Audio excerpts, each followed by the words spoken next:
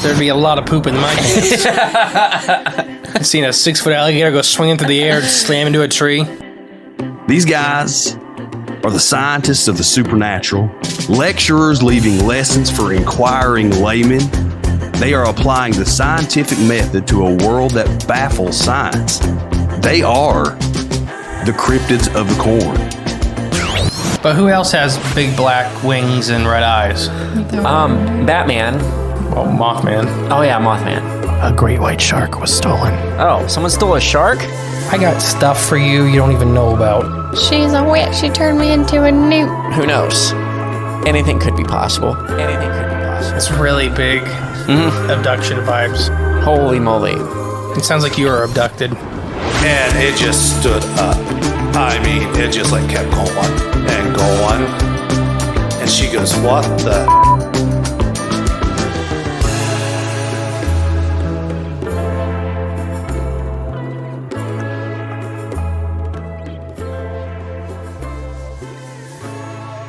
Hello, and welcome back to Cryptids of the Corn Podcast. I'm the great and powerful Mystery. And I am Jay, Clone 47. And we're finally wrapping it up. Chicago Mothman. Why are Mothman sagas always just like the insane? Longest thing ever? Yeah. I don't know. This one's going to be a really chunky episode. And I think maybe I was a little harsh on Chicago last week because I was done with it. Well, man, maybe We have a lot of Chicago listeners because I get notifications when anybody's on the website. Yeah. There's all like Schaumburg, Illinois. Like it's just all these Chicago areas. And I'm like, I feel bad for all the people that live there. Yeah, me too. I did say the only positive thing was the food. Hey, you can't beat that. And Michigan Avenue's nice. I went to a bar there once and had some nice food. I've been to a lot of Chicago bars. There's a lot of nice ones. I've only been there once. It depends on where you're at in Chicago. Yeah, true. All right. So we're going to get into the why. We did all the sightings up until the modern ones. But I want to take a second. We're going to talk about all the types of Mothman being seen. Through this series, we've discussed that there's not really a consensus to the things being seen. Correct. Why'd you move over there? I'm removing my shoes so I can sit Indian style. Now I'm ready for podcast focus. I hope you fall. Why? I just hope you fall. Anyways, there's classical Mothman, which is extremely rare as far as the Chicago Mothman sightings. Right, but the only one was seen on the There's been a couple on the O'Hare on the airport. Yep. The big bug, which is around 4 foot tall, very insectoid, big eyes, almost like a fly or something like that. There's the 1 or 2 mantis things that have been seen. Yeah. The one that was literally like a green praying mantis on one of the buildings. Thunderbird. Like several of these were just thunderbirds seemed to be lumped in, or just extremely large, very avian. Yeah. Then the owls. Okay. Several of them have been just either big owls or like paranormal owls. The pterodactyls. Yeah, a few of those. Yeah, get thrown in out of nowhere. Every once in a while, there's just a random pterodactyl sighting. Literally large or giant bats. Been a big handful of those. Flying and walking. Yeah, just big bats. Small flying monkeys. Large gargoyles. Yep. Angels/demons. By this, I mean these men or men-like things that are extremely tall, like the Enderman from Minecraft with wings. A guy in a suit, which has been described several times. And even an organic UFO. So that's 12 different variances of whatever this phenomena around this whole area is. And like we talked about, that I think the Mothman, the word Mothman is being used As a to blanket. lump in, all these things. Because it's weird, paranormal and stuff like that. But it's odd that Chicago has all these, the Great Lakes area, Odd, you say. So what the heck happened in Chicago? Why is it so weird, and how does it connect to the Mothman? You thought Point Pleasant had a lot of bad stuff happen in its past? Well, Chicago's even worse. As far as all kinds of crazy stuff. I didn't really know how to do this moving into this. I left a lot out. There's still a lot here. You almost made a Weird Al reference too, by the way. Actually, you kind of did. No, I didn't make a Weird Al reference because I didn't know it. Unbeknownst to you. Yeah. I caught it. Then it's not a reference. Oh, okay. We're going to talk about the mob. Ooh. Al Capone? Well, we're going to talk about his successor, actually. Oh, okay. Because, Al Capone did run Chicago. Right, yeah. We're going to talk about his successor. Probably the reason he had so much success is because he learned from Al Capone, wanted to be famous. Okay. Al Capone liked being in the spotlight. Mm-hmm. That's why, he ended like he ended. Tony, I'm going to say Arcado. Arcado?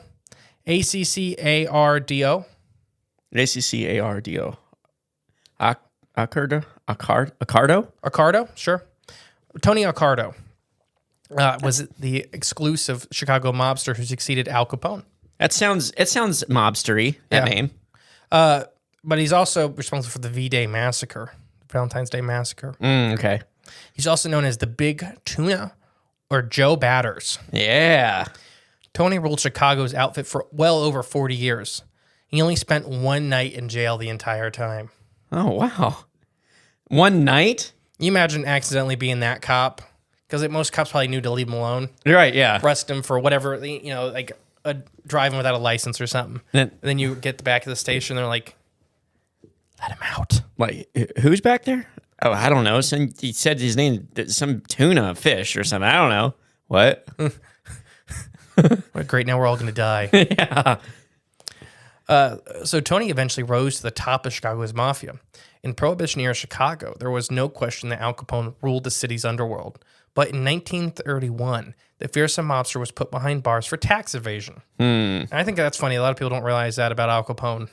They couldn't get him for anything else but tax evasion. And literally, what was he, like 3 life sentences for tax evasion? Yeah, that's fishy. Well, it's the only thing they could really attach to him. And they wanted, when they caught him, they wanted to make sure he stuck behind bars. Yeah. Though he was eventually released, though he was eventually released, his health had declined that he was unable to lead the Chicago outfit anymore. And there was talks that I've heard some things that like Al started talking to like the devil in his cells, like not like he was worshiping the devil. No. Like he was losing his mind. He was speaking to entities that weren't there. Yeah. Have you ever seen his cell?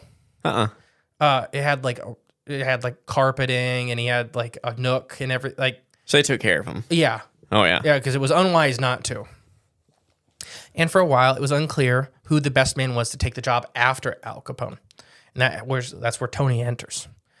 Though Tony started as one of Capone's low-ranking associates, he quickly and quietly moved up the ranks of the Chicago Mafia as time went on. He worked as Capone's bodyguard before becoming captain of his own street crew, and eventually he would take over the entire outfit. So he started at the bottom, worked his way up. Started from the bottom, now he's here. Working from the shadows rather than the limelight, Tony reigned over Chicago's mob for over 40 years. During this time, he used his status to move the criminal organization into new operations in territories, bringing it to one of the most powerful and wealthy than it had been in decades. So, yeah, he learned a lot from seeing Al Capone fall. Yeah. And, like, Al was always out in public, always doing this stuff. For years, they didn't know Tony was running the show. He ran it so quietly from the shadows. And he would let others, like, kind of speak for him and stuff like that, to kind of hide completely. As though, Tony never reached the same level of notoriety as Capone. And to this day, not nearly as many people know about his name. But many experts believe this is one of the reasons he was so successful and the mob grew so strong, is a test to his intelligence also. As one mutual associate put it, Tony has more brains for breakfast than Al Capone ever had in his all day. That's saying something. Mm-hmm. Yeah, of course, is that after Al Capone's like dead, no one would ever be caught dead or be caught saying that when during his heyday. So we're going to talk about the massacre. So do you know, like, Capone's trusted Tony so much that he may have been asked for him to participate in the 1929 St. Valentine's Day Massacre. In this infamous incident, 4 unknown men were viciously gunned down, 7 men who were working for George Bugs Marone, Capone's most notorious rival. Wait, 4 men were gunned down? Is that what you said? 4 unknown men viciously gunned down 7 workers. Oh, so 7 people were killed. Yes. Okay. And they were basically just pulled up and just lit them up. That's so like, nobody know who did it. Like a normal day in Chicago now. Yeah, kind of. Like, it's definitely a mob hit versus gang violence. Right, it's yeah. definitely more Organized. orchestrated. Yeah. So the massacre saw 7 associates of Chicago's North Side gang gunned down. Al Capone was suspected in organizing the hit, and Tony was accused of participating. Ah. So this is before Tony took over, obviously. But the St. Valentine's Day massacre sent shockwaves through Chicago, causing the government to crack down harder on organized crime than it ever had in the city before. And this wasn't the only setback for the mob. In 1931, Capone was finally found guilty of tax evasion, sent to prison. And then in 1933, Prohibition ended. So that was their biggest business. Moving booze. Liquor. Yeah. Yeah. So they lost Capone, and then 2 years later, they lost their biggest source of income. Right, yeah. So that was, 2 giant hits.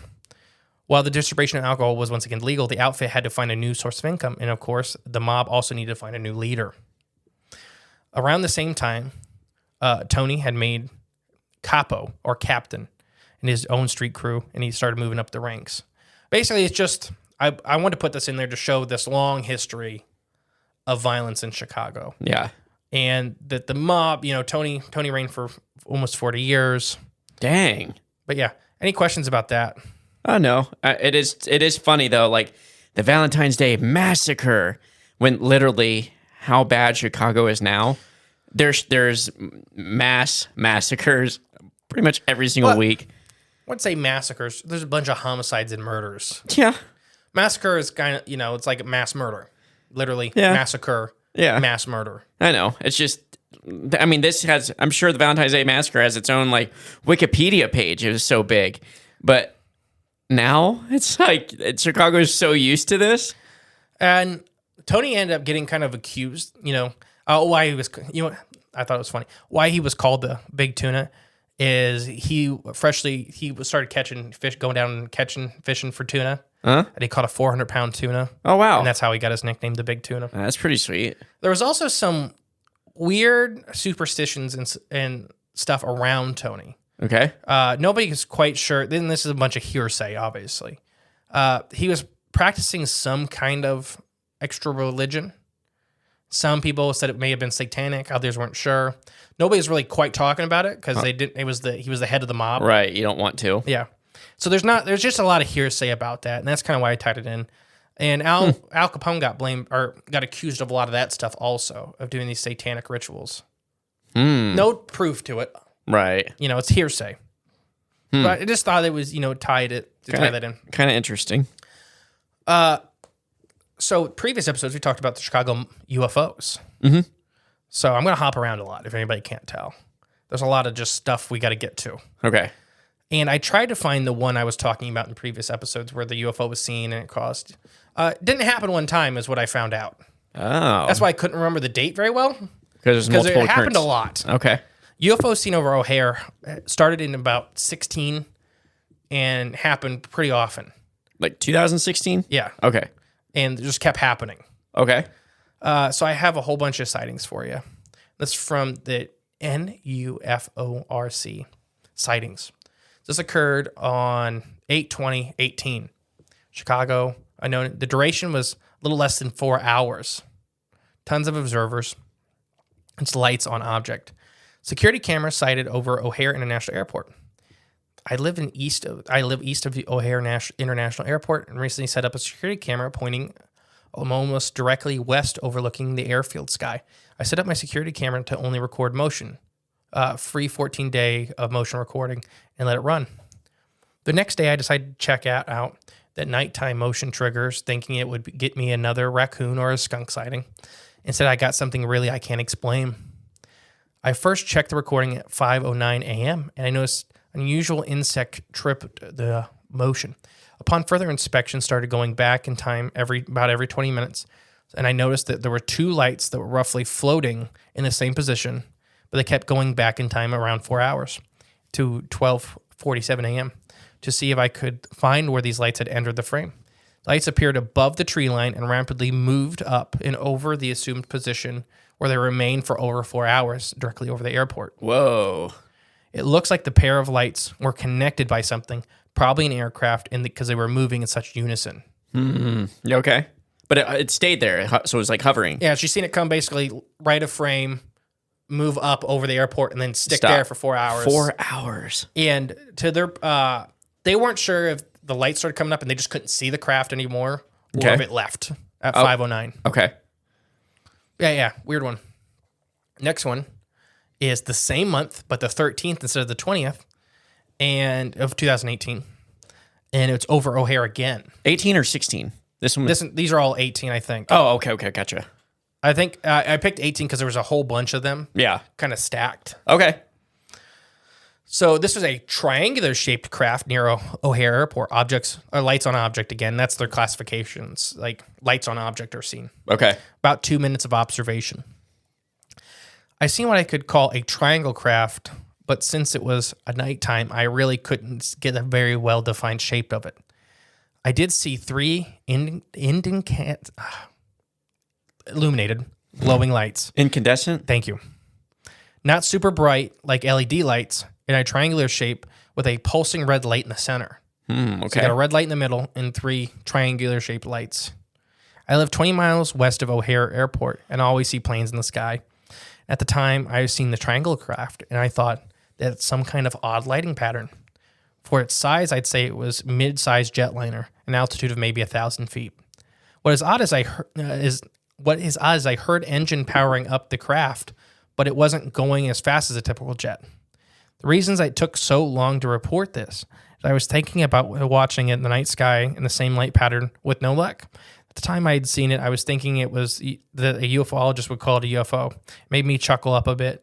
All reports I've read and heard say that it was a silent craft, but I heard a soft roar of engines. Okay. So for these triangles, that's kind of weird. You know, they're almost always quiet. Yep. Usually. I mean, almost every single time. Right, yeah, so it's near the, Next one is 2018, 5:23. And about 8 minutes, and this is aircraft nearby. Bizarre setting in O'Hare International Airport airspace. During my workday, I was departing an airliner traveling north of O'Hare at 8:15 a.m. at maybe 2,000 feet and climbing. So they're actually working on the aircraft. I thought that there was a potential conflict incursion developing within what I thought at the time were 2 aircrafts, so I continued to watch. The flight that had left O'Hare continued in without incident, and I continued to watch the object heading east and coming towards me, waiting to see what the object really was, and realized it was at a much higher altitude. As it approached, I could faintly see a solid object reflecting in the sun, turning it to a bright pinpoint of light, like a star. From what my vantage point, I would say that the object was a mile north of O'Hare at an altitude of 7,000 to 10,000 feet, and it stopped and stayed in place. I could not make out what it looked like. The weather was almost clear with a few small clouds in the area after minutes it took place, and it moved south towards O'Hare about a mile, then slowly climbed, all the time looking like a bright star. I have no idea what this object is I witnessed. After seeing it, I noticed the departure to north stopped. So they're working at the airport. The planes going north stopped. Yep. I called my wife to tell her about the incursion and that she said she may have seen something on the news. I would like to call O'Hare about this. I watched the whole thing for probably 8 minutes. Very bizarre, very puzzling, perhaps military surveillance system. I'm very much into aviation, and I'm not making this up. Sounds like a plane watcher or something. I don't know. Yeah. Yeah. So what do you think? Interesting. And there's tons. You go onto any of the UFO reporting sites and just type in O'Hare. Yeah. Literally, there was 4 or 5 pages. Gosh dang. All around the airport. Mm-hmm. It must be significant for some reason. Oh, we'll get there. Okay. Don't worry, baby girl. We'll get there. You're foreshadowing. The fires. So you want to say that we're not going to cover the fires in extreme depth on this episode. We're actually going to pass it over to the DW boys because there's those guys? Literally so many conspiracies with the fires. Ooh, so that's perfect for them. And I don't know what's real, what's fake. You know, there's just tons and tons of stuff, and I don't want to make this an 8-hour long thing, right? Yeah, because there's a lot here with the fires, with the conspiracy. Whether it's to get rid of, we'll talk about it. Okay. Well, they're better at sorting that stuff out than we are. Exactly. So let's leave it to them. So the Great Chicago Fire. Have you ever seen the artist rendition of it? I mean, maybe. It is crazy looking, but the streets look completely different. It's just weird because it doesn't look like Chicago. Almost looks like Rome's on fire. Okay. Yeah. Approximately of today's money, $222 million in damage. I'm sorry, no. That was how much was done then. Approximately today's money, $5.4 billion. Billions. Jeez, that's insane. Was this what the song The Night Chicago Died was about? I have no idea. Oh, okay. I don't know either. This fire started on October 8th of 1871. It did not end until 2.5 days later. Wow. The burned area is approximately 2,112 acres. About the same size as our friend Bob out in Oregon. Oh, that's a big fire. The cause is listed as... Oh no, some cow kicked over a lantern. You'll be surprised. It's actually classified as unknown still. Oh, so that's just still a theory we were all taught in school? Yeah. I don't remember being taught that in school. I remember just hearing that somewhere. I think they taught us that in school in like second or third grade. I don't think they ever taught me about the Chicago fires. Okay. But this education between us two, the education system kind of went through a bunch of changes in just a couple years. Absolutely, yeah. Especially when that new school was built. Do you want to guess how many buildings were destroyed? Buildings, shoot, probably in the thousands. Yes. In the 4,000s. No. Oh, darn, more or less. More, a lot more. Oh, shoot, at 9,000. A lot more. 100,000. About 18,000. Oh, okay, there we go. Went from 4 to 100. But here's what I thought was weird. Yeah. And until we looked more into it, it became clear. There's only about 300 estimated deaths. Okay. Estimated. Because they kept very poor records. Yeah. There was a lot of a lot of criminal criminal exploring podcast called The Less Dead. So a lot of these were black people at the time, 1871. Oh gosh, it's a lot of women and stuff like that, Yeah. So a lot of people not accounted for properly. Wow. So the number could be wildly different. And probably is wildly different. Yeah. 300 people estimated they could account for. Gosh dang. Which to me it's a large number of Still people. a lot, yeah. But for how much damage Was the done. fire did. What, did everyone evacuate town? Like, That's what the painting is. Yeah. The fire was moving, I guess what you'd call slow. yeah. Like almost like a wildfire. It's coming in, burning huge swaths of land at a time, but kind of crawling slow. Right. So a lot of these paintings show just mass exoduses of people, Yeah. like all together crowding the street. Cows and stuff were being, because that was the biggest stockyard in the country. Was in Chicago? Yeah. Really? So, thousands of cows and like cattle and bird, like the artist renditions of this stuff that were there at the time that seen this were insane. It literally looked like hell on earth. But it smelled like steak in the air. On people and buildings and yeah. asbestos and lead. And Oh, yeah, that too. I don't think it smelled good. Probably not Chicago. It's probably smelled like a giant burning turd. So the Great Chicago Fire was a configuration that burned in the American city of Chicago from October 8th to about midway through the 10th.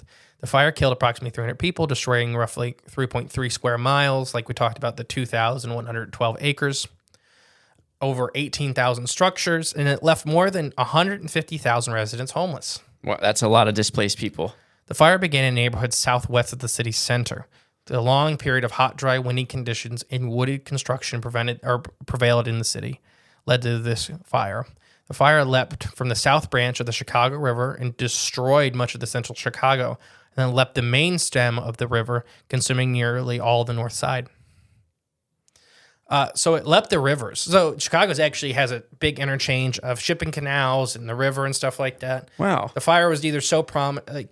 This is also the time when Ohio had rivers catching fire. Yep, or in the Great Lake, or was that after? That was after. I think 71 was the year the Maumee caught fire. Oh, really? Yeah, from the Maumee, or it may have been in Cleveland. Whenever the train fell in, a train basically fell in, and instead of extinguishing the train's fire, it just caught the river on fire. So just like what they did at East Palestine when the train wrecked. Oh, let's not clean it up. Let's just catch it on fire. Except it wasn't like somebody wasn't there with a lighter catching the chemical. Gotcha. Okay. Like the river was so toxic Gotcha. that when they trained with its fire internally, Gotcha. fell in, it just ignited the river. Gotcha. And this is this fire happened. I'll do the math. 16 years after they literally raised Chicago. They did that? Yeah. Okay. So when that happened too, like all in this time. So Chicago's going through a lot of crazy change. Also, we'll talk about the mid to late 1800s with Chicago and why there were so many people there. Okay. Because this was a part of the defarmization of the U.S. Where pretty much all the farm kids Yeah. were leaving their home to move to the city, and it was all moving to Chicago. Oh, wow. And that's probably, without being without being conspiratorial, that's probably why the fire started. Is the buildings they were building? There were so many people moving to Chicago so fast. Yeah. The buildings were pretty much matchboxes. They weren't being built very efficiently. They weren't being built very well, and they were being built, very quick, Like and they tight build together. Like they build stuff now. Yeah, but because there were so many people moving to Chicago at this time, Yeah. they couldn't keep up. So they're literally like, if you look at all the pictures of a lot of the houses of the time, they are pretty much like piles of wood on top of piles of wood With a straw roof. Yeah. Yes. So it makes sense why the city burnt. I guess so, yeah. What started the fire is the thing. Yes. Why it burned is not as big a question. Right. So help flowed to the city from near and far after the fire. The city government improved building codes to stop the rapid spread of future fires and rebuild rapidly to higher standards. Donation from the United Kingdom spurred the establishment of the Chicago Public Library. So, yeah, this is one of the biggest pushes for building codes in the U.S. It's because of the Chicago fire? Because like I said, they were pretty much building stick huts for these people to live in Yeah. and charging a premium. Of course they were. And there were probably big rich people, rich groups, entities building them anyways. Dirt cheap and charging a lot. The cottage of Kathleen and Patrick O'Leary, and this is at 113 now 558 West Devonton Street. As the view suggests, the neighborhood was considered with mean wooden buildings and a variety of industry, a combination that helped spread the fire of 1871 as rapidly as it did. A strong wind, and this was also during a drought, and it was strong winds blowing. Okay. So that's kind of what pushed the fire to travel very far, like wildfires out west, when the wind's really the driving force of moving them. Oh, yeah, for sure. So the fire is claimed to have started around 8:30 p.m. on October 8th in or around a small barn belonging to the O'Hare family. Oh. O'Leary, I'm sorry, O'Leary, not Okay. O'Hare. I got got the O'Hare's airport on your mind. I got the airport on my mind. O'Leary family. You imagine getting blamed for this? Gosh, they got to blame somebody. And you're just these, probably, I'm going to guess, immigrants at the time. Yeah. And they just blame you for billions of dollars in damage. That just gives you more indicator maybe this fire was lit on purpose. Because they already had somebody to blame right away. So, but there's tons of eyewitnesses saying that the shed was next to the barn was the first building to catch fire. City officials never determined the actual cause of the blaze, but it rapidly spread the fire due to the long drought in the summer, the strong winds in the southwest, and the rapid destruction of the water pump system, explaining the extensive damage of many wooden city structures. So pretty much Chicago was a wooden city at this time. Yeah. There was some stone, and when you get into the heart of Chicago, Right. like the granite buildings and stuff, but most of Chicago was still wooden buildings. The most popular tale blames Miss O'Leary's cow, who allegedly knocked over a lantern. Others state that a group of men were gambling inside the barn and knocked over the lantern. All I think are lies. I mean, it's hard to you can't say whether or not, but I just think still speculate and suggest the blaze was related to other fires in the Midwest at the day. That there was several other major fires in 1971 and 1970 in the Midwest. Okay. Because it was just these conditions, like we talked about, drought, winds pushing. Like the Lahaina in Hawaii this past year. Like the conditions were perfect because they let it be that way. Yes. But no, it's just that time. It just happened in the Midwest. But this happened to happen near a giant tinderbox. Yeah. So the fire spread was aided by the use of wooden as the most active building material, and they called the style balloon framing. Balloon framing, huh? Mm-hmm. More than 2/3 of structures in Chicago at the time were almost entirely made of wood. Okay. Any great questions about this? No, but I'm going to see what balloon framing is. Just the type of building, the type of style. Well, I know timber framing, and I know matchstick framing. So once the fire had ended, the smoldering remains were still too hot for the surveyors for the survey of the damage to be completed for many days after. Chicago was a smoldering pile. Eventually, the city determined that the fire destroyed about 4 miles long area, averaging about a third or 3/4 a mile wide, encompassing an area of more than 2,000 acres. Destroying, like we said, over 73 miles of roads, 120 miles of sidewalks, and 2,000 lampposts. That's a lot. It's just crazy to me. On October 11th, General P. Philip Chardon came quickly to aid in the city and placed in charge of the proclamation given by the mayor, Roswell B. Mason, to preserve the good order and peace of the city, and hereby institute the Lieutenant General P. Chardon, or whatever his name is, U.S. Army.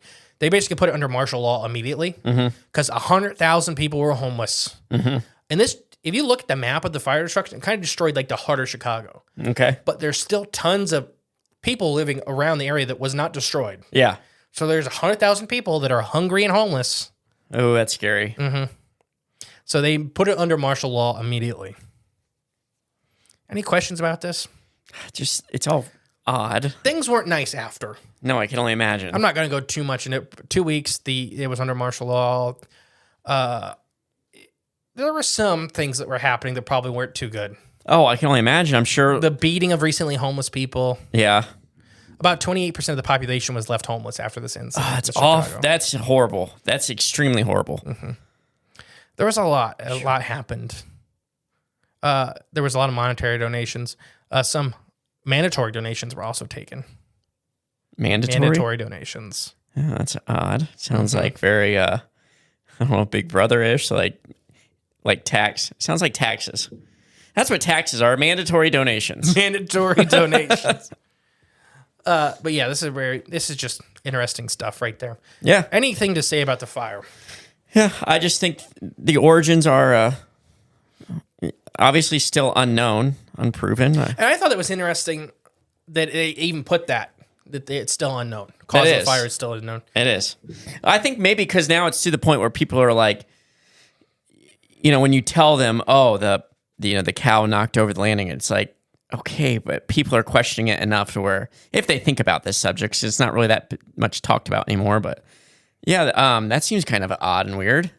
I just think people are questioning more things nowadays. So putting that in there is probably a safe way to just kind of throw you off the trail a little bit. Like, oh yeah, we don't know.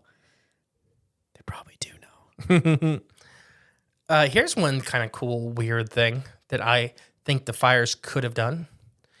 There's all this talk of, this is just what the people say, Roman architecture. Chicago was full of Roman architecture. And if you look at buildings before the fire, they were beautiful. A whole different place. I don't think they were Roman. It's the same thing we talked about with like Egypt Valley. Yeah. The names? Yeah, they're talking about hieroglyphs and stuff. They seen hieroglyphs and they called it Egyptian. Right. I don't think it was Egyptian stuff. I think it was an advanced culture, just not Egyptian. I gotcha. I think the same thing happened here, where it's extremely advanced architecture, and all people had on their minds for that type was Roman. Rome. And it's weird. It's almost, if you look at the history of like our major cities, especially east of Mississippi or whatever, almost every single one of them had a major fire, and almost each one of them has that amazing architecture as well too, where the buildings were just they're all gone. Yeah, gone. Everything was like tore down, and they talked about this with the World Fair and stuff like that in Chicago. Oh yeah, and the World Fair is a weird thing too. It's like they had huge, amazing buildings they built just for the World Fair supposedly, and then after the World Fair was over, they tore them all down. Well, the reasoning they said was because they're plaster. It was all plaster. It was all fake. And because that's why they could put them up so fast and make them look so extremely decorative, because they're basically pouring molds. Yeah. Putting it up is only going to last X amount of time. So they know it's all going to come crashing down soon. And I don't know if that's real. I don't know either. That's the story. Right. That's the real story that is being pushed out there. Gotcha. I don't know if that is really what that was for or not. Right. I'm just saying. Because that could in itself be a cover story. So this Roman architecture in Chicago was, some people talk about that it was an ancient holdover from the world before ours. Whether you want to say Nephilim or the giants or whatever was here first. Whatever culture was here before. They built this basically a small city compared to what Chicago is now. Right, yeah. And the Chicago kind of cropped up around it. Yep. And the fires were used to erase that. Rewrite history. Whether it was purposely the fires were set or they took the opportunity Right. just completely get rid of the old world. Make turn a bad situation into take advantage of a bad situation. I still can't think of that saying. I don't know what it is, Yeah, I but don't something either. like that. If you're out there listening and I don't know. I guess leave a comment. So what do you know about this Roman architecture stuff? I mean, just little stuff that I've heard. I don't know if any of it's true or not, but I've heard it's in like multiple cities around the country. I've also seen old maps with a show like old maps when Native Americans were still basically, the ones in charge of most of the land around here, where it showed like little cities with these buildings there drawn on these maps that were like Native American tribes like living there. It's weird. Just weird stuff like that. I don't know. I don't know what I think about it, but I do think there was an older culture here before. I don't believe in the timeline, Clovis culture, that's who was here first, because that's already been disproven, but it's still in our mainstream education system. Here's one thing I think a lot of people don't realize. It's like with North American, South American versus European timescales. Is, I believe, if I'm not mistaken, the Oxford University is older than the Aztec Empire.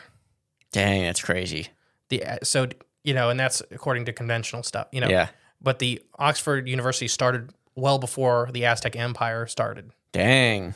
So then that's a lot of Roman stuff, right? Rome came into Europe. That's a lot of where European people came from is Roman. They're all the same kind of race. Okay. Genetically speaking. Right. And they ran out the Druids, the native peoples there. They got rid of a lot of people. Yeah. That's why there's all those cute cartoons of literally the Romans fighting the Druids in the forest. Right, yeah.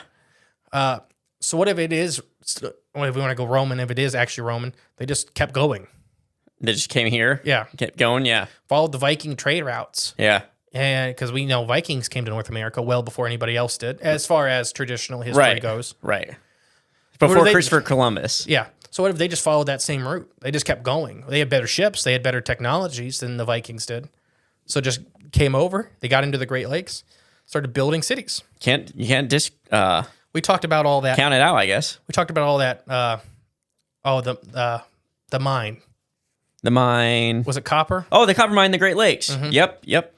All that missing copper. Yep, just gone. And very few of it, the few that's been found was in Europe. Yeah, and almost none of it was found in that area. Yeah. Yeah. Yeah. So just interesting stuff. There's signs of maybe something greater happening in the Great Lakes area. Mm-hmm. And the Great Lakes are humongous. Right, yeah. There's the Mammoth Kill Circle, the Great Lake Under Lake Stonehenge. Michigan. Yeah. Which is the other side across from Chicago, is where the Lake Michigan Stonehenge is. Okay. And they think it was a Mammoth Kill Circle, which I could see. Because they found smaller ones for deer and pig and such. Oh, okay. And it's just a big version of it. Yeah. So what did you do? You mammoths and mastodons. That's crazy. Imagine running them into a circle and just stabbing a mastodon. Going through that. Do you think that's a cover story, though? Mammoth circles? I don't think so. I think that one is what that was because we have smaller ones and we know what they were used for. And it's pretty similarly built, just larger. And it's an area full of mastodons and mammoths. Right. That's true. Yeah. Specifically the mastodons. We're all over the Great Lakes region. It's just you're going through such an effort to cut and move giant stones. And, Yeah, but you kill one, you're good for right. months. Yeah, I know. Yeah, true. Instead of hunting deer every couple days, yeah, one mastodon, and then you get to relax. That'd be nice. Yeah. That's what we don't have enough in today's day and age. Relaxation time.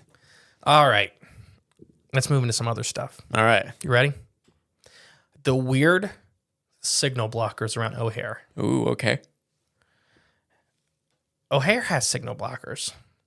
I had to look in because everybody knows I'm on some NDAs. It's some work we did in Chicago and stuff like that. So I'm not allowed to talk about this one.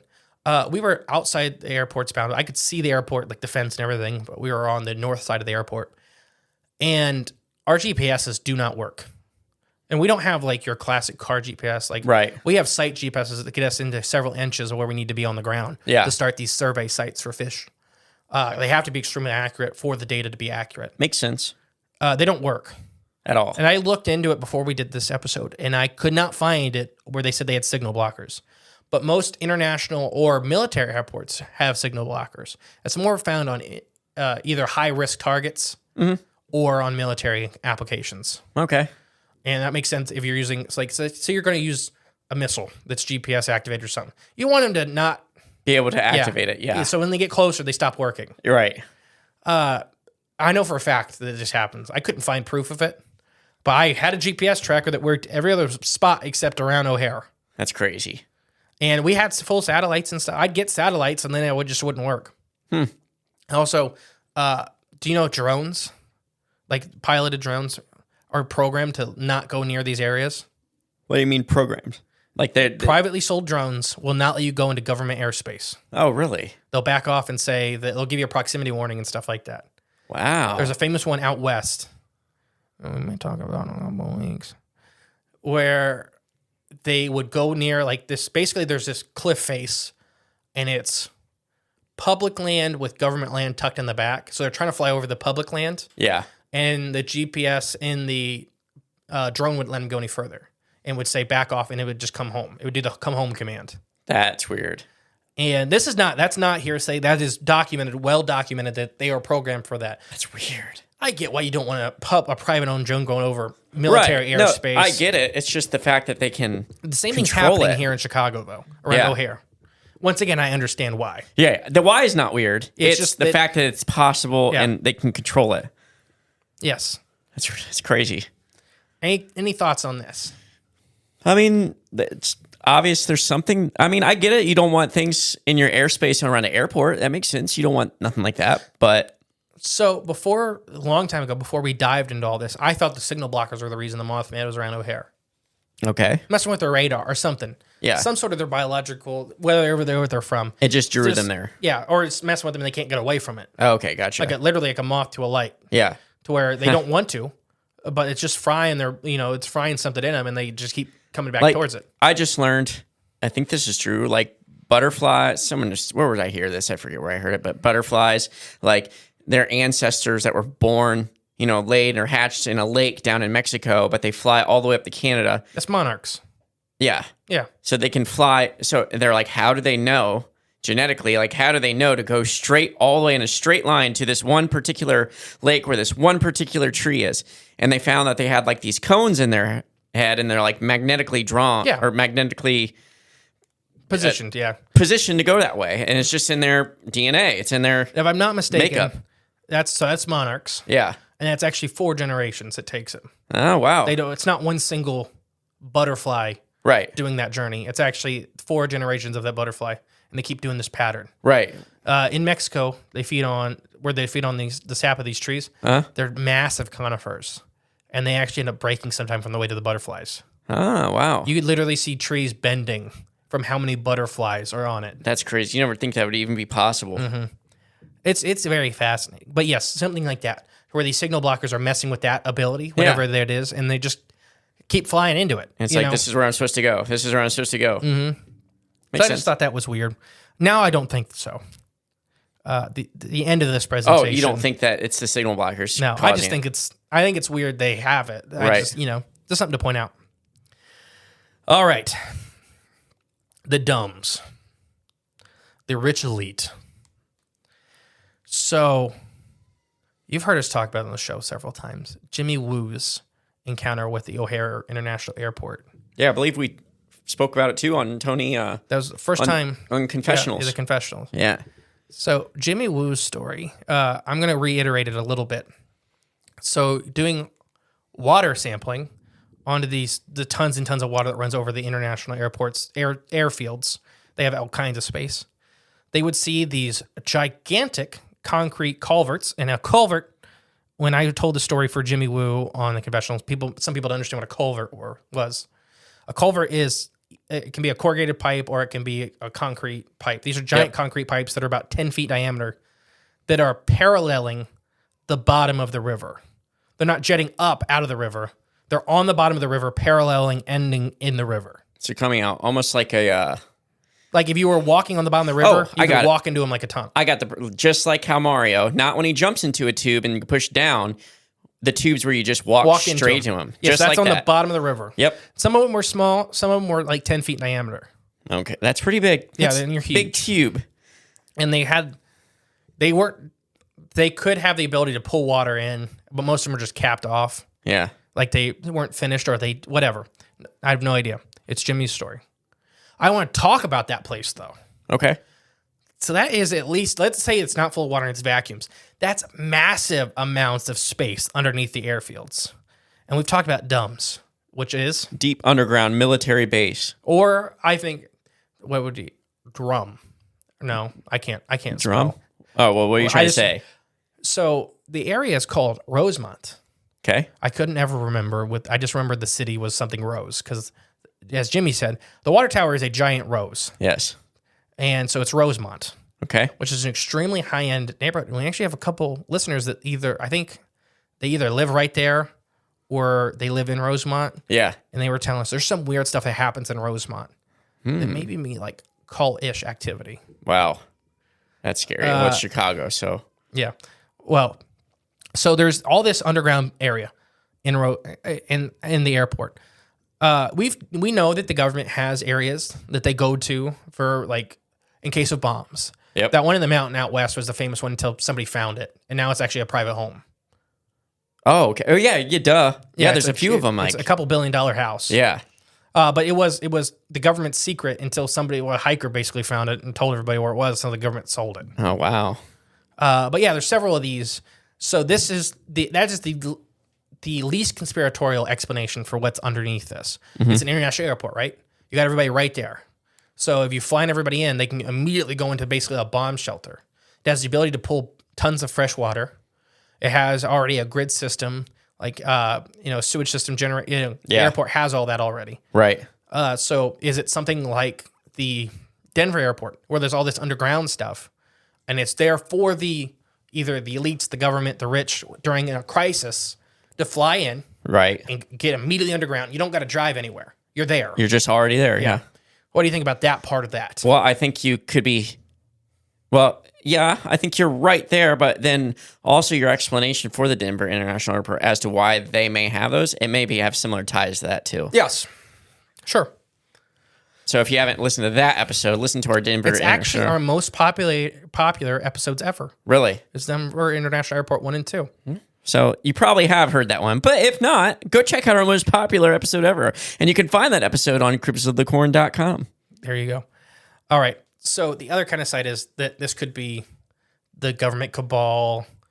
I don't think this one directly is sex trafficking like the Denver International Airport. Yeah. I think it's more built like they get people down there. Yeah. I think this one is could be a government base, literally a dumb.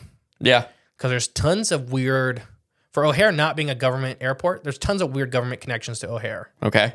Like I said, with the signal blockers and Yeah. some types of military personnel there instead of some police. And it's just weird. A lot of weird stuff with the O'Hare International Airport. So almost like it's just hidden, but unless you pay attention to these clues. With our Mothman of Point Pleasant, Yes. we talked about the possibility of the underground base underneath the TNT plant. Right. And what did it have? It had the resources to water. Yep. It had the resources to a power structure. Yep. And it had a cover source where people wouldn't question government personnel or extra personnel there. Right. International Airport has resources to giant amounts of water. It also has a cover of why there would be tons of people working there because it's a humongous airport. Yeah. And it has connections to the military. Odd. Just connections, right? Right. Similar creatures, similar things. Okay. Let's Also, tons of UFO activity like Point Pleasant. and the biggest thing, Mothman. Yeah. Entities. Yeah. So I just think there's something with this. And I don't know if it's a testing facility for new technologies. The next thing we'll talk about, we'll kind of get into that with this possibly underground base. Okay.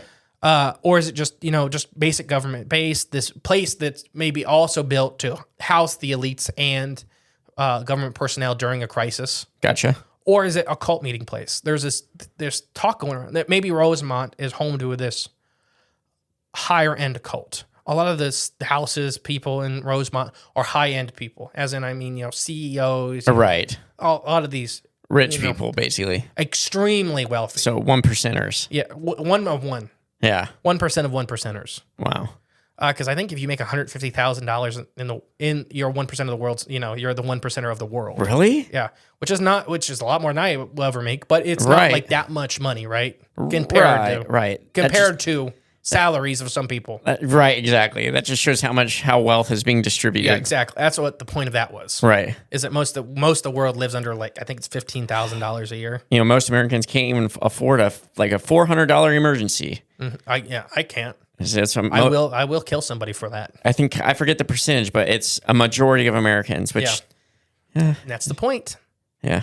But to this, where maybe it's a cult, this large private cult that's using this as a base of operations. It was there's some. I'm not going to name names because I don't want to. There's some high end investors for the O'Hare, the building projects and stuff like that. You want me to name them? No. But that maybe that's what they wanted to make sure. I'll help pay for this giant airport. Just make sure I have places to meet underground. Yeah, just build me an office here. Well, we don't have room for that. Well, I guess just put it under the building. Put it 10 foot below. Yeah, there you go. And then build tunnels connecting it all. Oh, we might need water down there. Can you build these too? Yeah, I see how it all works. So tying into the government aspect, let's say this is a government base. That would also explain testing of government technologies. You have this giant airport. You have some of these technologies wrapped into it. So we've mentioned several times in this series, the Jetpack Man. Yeah. Let's talk about the Jetpack Man. All right. So I was trying to look into it. I can't really find a lot about the original Jetpack Man that was seen in 16, 17, 18. But he reemerged in 2021. Holy crap. And he pretty much only harasses airports. Ah, okay. So air traffic control pilot warns that he sees a person in a jetpack, flying over LAX. This pilot just sees a guy go past him. Right, yeah. You imagine? No, I really can't. So the air traffic controller warned pilots to be on the lookout for a man in a jetpack spotted near LAX, which is another international airport. Yep, Los Angeles. Yep. They said, use caution. The jetpack man is back. Air traffic controller warns all incoming pilots or radio transmission. Wow. Let me know if you see him, is another quote. And you imagine being a pilot coming in. Hey, be on the lookout. Jetpack man is back. What? I think I'd almost be excited. I would be scared. Scared of what? So the Federal Aviation... Oh, here's an interesting thing. The Federal Aviation Administration spokesman said that a Boeing 747 pilot reported seeing an object that resembled a guy in a jetpack at 6:30 p.m. Wednesday. It was about 15 miles east of the airport, flying at an elevation of 5,000 feet. Oh my gosh. That's hard. That's hard on the human body. Yeah, but imagine if that fails. I mean, you got a few... I think a minute to think about it. Yeah. Minute and a half, maybe. So air traffic controller alerted pilots in the area of the abundance to use abundance of caution. SkyWest 3626, did you see a UFO? Asked the air traffic controller in one transmission. And he said, no, we are looking at what we believe is Iron Man, the pilot responded. And by that, he means that it was a man in a suit. Yeah.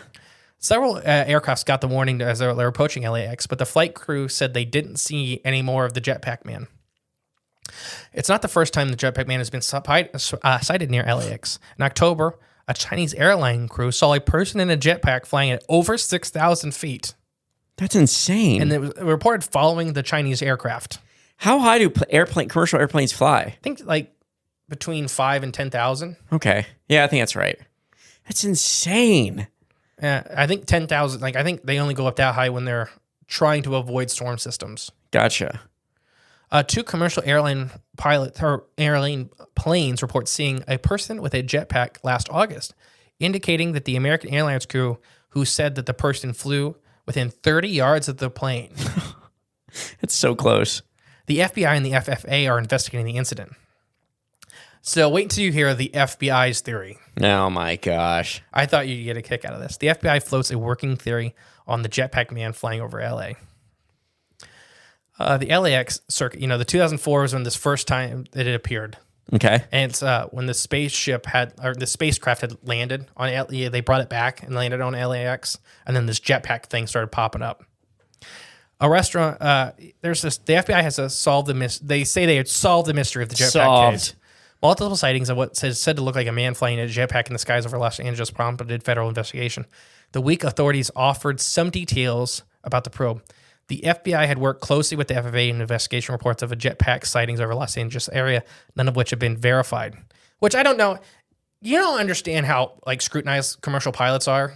What do you mean? Like they cannot. You know, they're on medication. They can't fly. Yeah, I think we said that in the last episode. Like, yeah. Yeah. They like stomach pills and stuff like that. They can't fly. Okay. They can't have anything wrong with them. Yeah. Let alone this. So when you say it's unverified, if these guys are risking everything to say, no, a guy in a jetpack flew 30 feet from the plane, then it probably true. happened. Yeah. So they're working closely. So the FBI released a statement. We have one working theory is that pilots might have been seeing. Think back to the classic Mothman episode. Sandhill crane. Close. No, a weather balloon. Balloons. Oh my gosh. The pilots are seeing nothing more. The FBI spokesman says the pilots are seeing nothing more than what it appears to be balloons. So the FBI is just as smart as a janitor science club leader. So all right. So this balloon was apparently appearing on radar, both on the plane and on the radio tower station. Was moving. It just makes me laugh because it's that they've seen it everywhere from 3,000 to 6,000 feet. Several different pilots over decades have seen this, and it's a balloon. Yeah, it's just a weather balloon. It's just a balloon. We're collecting data. It's okay, and we shaped our balloons like men to fly around and follow planes. Don't forget that one followed. So I do want to, yeah. So At several thousand feet, going hundreds of miles an hour. Right, yeah, it's okay. They're just riding balloons. You know, that's probably makes sense because sometimes, you know, like when you let a balloon go in the air and it follows like chemtrails like perfectly, really fast. Yeah. So, yeah, you brushed right over that. I just can't handle it all. You're not entertained. I can't. I just can't handle it. I physically can't. Yeah. So, a few of the jetpack witnesses had, and this jetpack guy's been seen all over the world. This jetpack person's the last couple decades has been seen everywhere, from Europe and everything. So a lot of the witnesses claimed that the same thing we just talked about. You know, how is it moving so fast? How's the jet? So some jetpack experts speculate that the jetpack man is actually a dummy or a balloon attached to a drone, resembling a person with a jetpack. That makes sense. You know, when you want to do experiments, you know, or at 6,000 feet, chasing a commercial jetliner. Right. Yeah, a drone. Yes. With a dummy attached to it. Now, the FBI, a European drone enthusiast, has developed such a model. Okay. They actually have one. Okay. It goes maximum about 35 miles an hour. Exactly. And how high does it go? Probably several thousand feet. You think so? Yes, it's a extremely large private drone. Okay. Some of those, like the camera operating drones and stuff like that, can get up there. They can get way up. Okay. They can actually bother helicopters and stuff like that. Okay. But it just doesn't move fast and enough. chase planes. Jetliners, it's not like a biplane. You know, it's not like going. People don't realize how fast jetliners are going. Literal jet engines attached to them. I read last time we looked up how fast jetliners are going. It's like 400 to 500 miles per hour. Keep in mind, I can get to Florida from Columbus in like an hour and 40 minutes, I think it is. I have no idea. That's like 1,000 miles. I know I can go from here to Las Vegas or from Detroit to Las Vegas. That takes 4 hours there, and then it takes 3 hours to come back. Because when the jet streams. Oh, it's a balloon in a jet stream. Duh. So before we get to the largest part of this episode, I know we're an hour in and just now getting to the largest part. I do want to cover one weird thing that happened. I was trying to figure out what was weird about 2017. And it's two weird things popped out. The lowest murder rate Chicago ever had in decades. Wow. Happened in 2017. That's crazy. Yeah. Also, the 2017 Chicago torture murders happened also in 2017. The torture incident, I'm sorry, not murderers, murder. We'll talk about that real quick. January 3rd, 2017. The victim was an unarmed white man. The perpetrators were, and I say white man because it comes prudent to the story. You meant he had no weapons or he had no arms? Had no weapons. I'm just being dumb. The perpetrators were Jordan Hill, Treif Cooper, Brittany Covington, and Teresa Covington. Okay. So 4 people. Yes. All African American. The main motives were racism, ransom, and political prosecution. The verdict is they all pled guilty. convictions, and they all got different convictions. Okay. Convictions: Brittany and Teresa got hate crime, intimidation, and aggressive battery. Hill and Cooper got hate crime, aggressive kidnapping. Okay. So these guys, before I tell you how long they were sentenced, they caught this guy. Now I'll read it. In 2017, 4 perpetrators, like I already mentioned, had committed a hate crime and other offenses against a white, mentally disabled man Oh, jeez. in Chicago, Illinois. The attack. Oh, before I continue, this is a warning for everybody that may have kids in the car. Skip forward a couple minutes. Yeah. Because this gets bad. This isn't just a murder. Okay. Bad.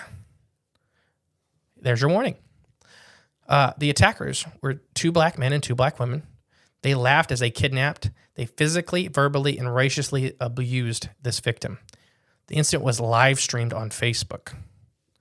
The victim met with an adequate amount of he met with an acquaintance after high school at a local McDonald's on New Year's Eve. And on January 3rd, was found by police officers and appeared to be suffering from numerous injuries while being led by one of the perpetrators on a sidewalk. I think They caught this guy on New Year's. I vaguely remember this. Oh, it was bad. The 4 perpetrators were arrested after the incident was live streamed on Facebook. On Facebook. I remember this. They're all given plea deals. Oh, I didn't know. Yeah. I remember this happening. I vaguely remember the video. An 18-year-old mentally disabled man. Yeah, I remember this. They had him like in the corner of this, he was in the corner of like a room. Yeah, they were beating him, stabbing him, cutting him. Well, I guess I remember seeing like little snippets of it. They still He allowed. is alive. He is alive. I think I may have said murder a second ago. I didn't mean that. I just meant, this is horrible. So he was kidnapped from McDonald's from Streamwood, Illinois. His victims were in Aurora, Illinois. According to police reports, Hill had stolen a van, which he had passed off as his own and picked up the victim on December 31st. Hill had the victim sleep in the van while spending 3 nights visiting friends on the west side of Chicago. So they kept him in the van as like a pet that they abused for hours. The 4 had him tied up, tortured, beaten. They cut parts of his scalp off with a knife. Jeez. Made him kiss the floor, lick the floor, forced him to drink and eat out of the toilet. Oh my gosh. They broadcasted this attacks while they were laughing the whole time on various live streaming platforms. They were saying F white people and forced the victim to repeat this, shouting F Trump and such. They demanded a ransom from the victim's mother of $300. $300? Mm-hmm. 100? 300. That's not even 100 for each of them. And it still took the police a long time to get around to finding this. That's for $75? You're going to do all this? It wasn't for the money. It was clearly it was hate crime motivated. So do you want to talk about what they got sentenced? Oh well, by the way, the tone in which you said How that. long would you sentence somebody for kidnapping and torturing a mentally disabled man? I mean, and how old were these kids? I don't have their ages, but I'm going to assume. I mean, they were in kinda high comparable. school. They were in high school because it said they picked them He up. wasn't. Picked them up after school. No, the victim was meeting friends after high school at a local McDonald's. Oh, gotcha. Okay, so the people we don't know. Okay. Shoot, I don't know. I mean, that seems like a pretty bad offense, especially when you filmed it and put it online, so the evidence is right there. I mean, if I were a judge, you'd get a few years. A few years Yeah. for cutting the scalp off a mentally handicapped man? Yeah. I mean, maybe more, but I would, age life for me. yeah. If you caught, tortured, let him around on a leash, Oh gosh. cut chunks of his scalp off, and were cutting things into his skin. Yeah. I guess I just don't know. They didn't murder him. I don't know. It's bad. It's bad. Don't get me wrong. It's awful. They probably would have. I don't if know. He didn't get caught. Yeah. I don't know how. I'm not a good gauge at legal system and sentencing time, but it's bad. It's really bad. It's sad too. Hill got 8 years in prison. Okay. Cooper got 7. Good. Teresa got 3. Okay. And Brittany only got 4 years of probation and 200 hours of community service. So she didn't even go to jail or prison. No. Okay. Wow. Okay. All right. No, I didn't mean. But that's it. So why I included that in this Yeah. is this is hearsay. Like we talked about several things. There was apparently, and like I said, I'm not an expert on any of this stuff, but there was some satanic stuff that may have been tied into this. This whole That they ordeal. they said they did this as a part of going against Trump and all this stuff. There were some people that tied it into either being a cult initiation or a gang initiation. Yeah, like they're put up to it. Yeah, that they were put up to it, and they weren't forced to do anything, obviously, but that there was other motives than what was presented, Right. and that's probably why they got such such little Lenient. sentence, Yeah. because it was all connected. So there you go. Man, that's crazy. It may have tied into the cult stuff. Is the only reason I included it, and it happened in 17. Yeah. And then we talked about how many Mothman sightings were in 17 Oh yeah. because they abused a mentally handicapped man. He released the Mothman. It was trying to save him. Yeah, there you go. It was looking for him. Too bad it didn't. So, yeah. Man, Now we're going to talk about the real reason. Okay. Before we get into it, you want to take a quick little ad break? Oh, it's probably way too late, but maybe. Let's do it. Let's take an ad break. We'll be right back, guys. If I can hit the right button, I don't know. Let's go with that one right there.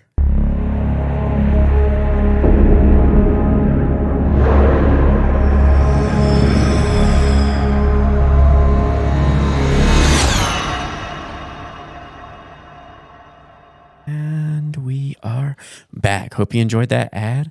And if you didn't, maybe you'll enjoy this little ad for Flavors of the Forest Garlic Breath. You can find it on their website, flavorsforest.com, or check our show notes below. And back to the Mothman. All right. I figured out what caused this. And this has been a pain in my side since we went on to the confessionals and I told a story. A pain in your side. Oh, Yeah, because I'm not saying this is the Hadron Collider that I got beside, but they said this one. So this is the Hadron Collider in Batavia, Illinois, which is inside of Chicago. Okay. People do not know this exists because it's full of trees and plants around it. Okay. You do not see it from the outside. So please. Please. So you're just walking around, oh, nice trees and plants, beautiful. Hadron Collider, trees, plants. No, it's a wildlife area around it. Right, yeah. That's what I'm saying. Just someone hiking through.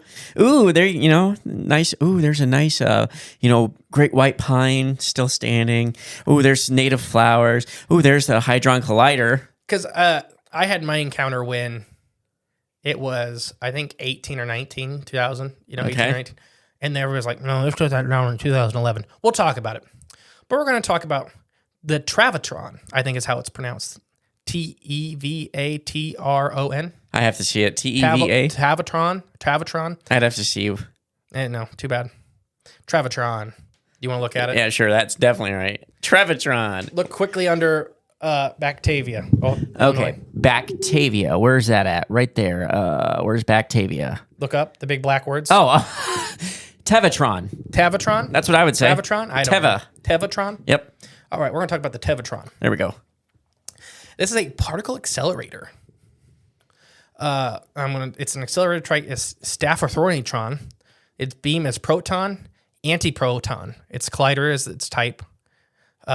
Its beam's property, its maximum energy is 1 TeV. Don't know. Maximum luminosity is 10 or 4 to the 1032nd power. Okay, that's a lot. Mm-hmm. Its circumference is 6.2 kilometers or 6,280 meters.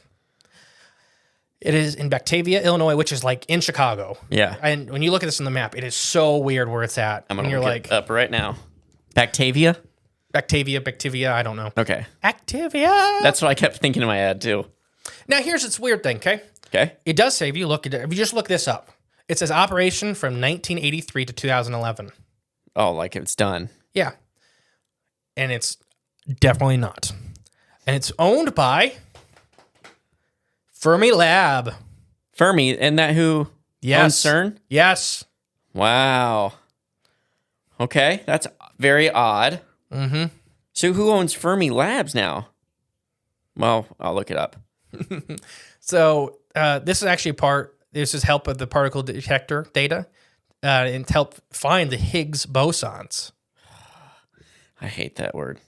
Both of them. by decaying into hydrogen jets and electrons. It's a very neat thing. So the Travitron is a circular particle accelerator active until 2011, as they say. In the United States, the Fermi International Accelerator Laboratory, also known as Fermi Labs, East Batavia, Illinois, and the second largest energy particle accelerator ever built. Seriously, the second? The second largest ever built, and it's in Chicago. But don't worry, it was only active to 2011. Oh yeah, now we just what do they do with it now? Or what did they do with it after that? We'll get to there. Yeah.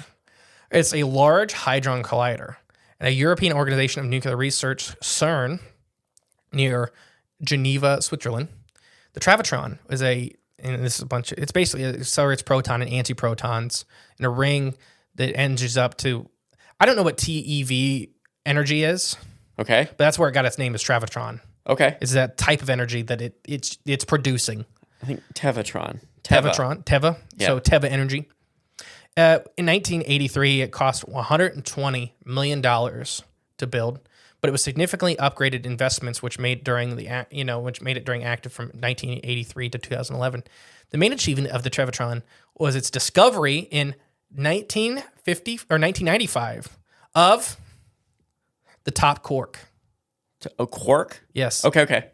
The last fundamental Fermion prediction by the standard model of particle physics. Okay.